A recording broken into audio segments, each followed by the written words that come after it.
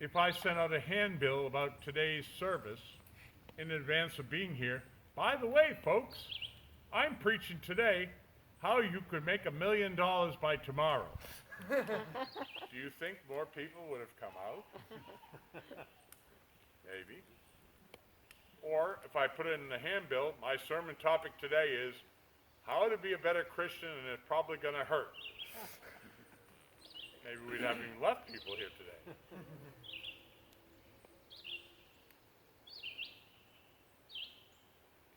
So he also arranged to have his sermons published. Whitefield was the most influential Anglo-American. Isn't that a term we hear all kind of other things, but an Anglo-American. Influential Anglo-American evangelical leader of the 18th century. He also indelibly marked the character of evangelical Christianity. He was the first internationally famous itinerant preacher and the first modern transatlantic celebrity of any kind. Perhaps he was the greatest evangelical preacher the world has ever known. Now that's saying a lot, and I can tell you it is not an exaggeration by any stretch of the imagination. The facts bear it out. And George Whitefield was probably the most famous religious figure of the 18th century. Newspapers called him the marvel of the age. Whitefield was a preacher capable of commanding thousands on 2 continents through the sheer power of his oratory. In his lifetime, he preached at least 18,000 times to perhaps 10 million hearers, as I have told you before. That is, I can tell you, in the fact of 47 years of preaching, I never counted up how many times I've preached. I mean, I can tell you I did 55 straight days in Alaska, and including going through the villages and handing out handbills and so forth. But I certainly didn't preach that many times, and I had more help than he had then. He traveled on horseback. Whitefield toured the colonies up and down the Atlantic coast preaching his message. In 1 year, Whitefield covered 5,000 miles in America and preached more than 350 times. Now, I've covered more than 5,000 miles in America, but I haven't done it on horseback. And he preached more than 350 times? Now, that's just in 1 year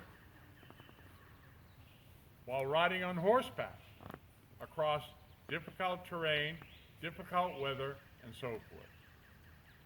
In 1770, the 55-year-old Whitefield continued preaching despite poor health. He said, and please, if you don't take home with you today anything I have said, and by the way, there is going to be a test. Take this home with you. I would rather wear out than rust out. Say it with me. I would rather wear out than rust out. That's like saying we're here to be used. We're not here to be abused. We're here to be used of the Lord in his purpose and will. He was then desperately ill, but mounting a barrel, that's quite a feat in itself. He used as that pulpit that day, mounting a barrel. Urged his listeners to examine themselves, whether they were in the faith. To be saved, they must be born again, and he urged. Summing up his teachings during a 2-hour sermon preached in Exeter on September 29, 1770. We're not going to be here 2 hours today, folks. Do you know in colonial times it was 2 hours in the morning, stop for lunch, and 2 hours in the afternoon? Well, we're not going to do that. This is 2020. No, it's 2020. Yeah, I think I got it right. So we're not going to do 2 hours. But can you imagine that he did that? The next morning, Whitefield died in the parsonage of Old South Presbyterian Church, Newburyport, Massachusetts, and I've been there. On September the 30th, he was buried according to his wishes in a crypt under the pulpit of the church. Doesn't that make sense? Under the pulpit of the church.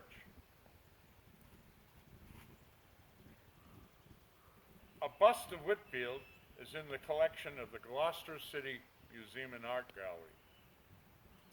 On Front Street in Exeter, not far from here. I've been there many times. There is a low marble monument on the place where Whitefield spoke his last sermon words, "Works, works. A man get to heaven by works? I would as soon think of climbing to the moon on a rope of sand." Now that is an interesting phrase. You can't climb a rope of sand, can you? And that was the last words was heard from him in that sermon, on the barrel, on that spot, on Front Street in Exeter, and you can see that little monument there. I've been there many times. I was there last July.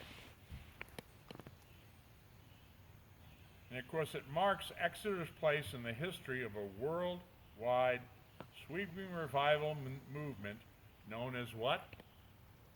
Great Awakening. The Great Awakening. I told you it was going to be a test, and already you have passed it.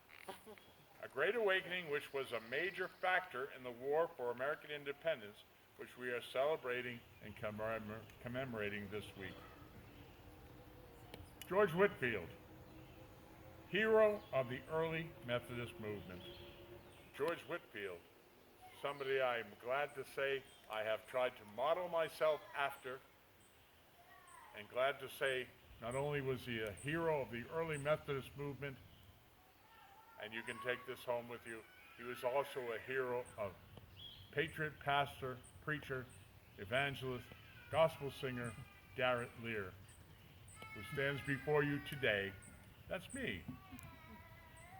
On this beautiful July 5th, 2020 day in this sanctuary of the Lord. What comes next, Bill? What comes next?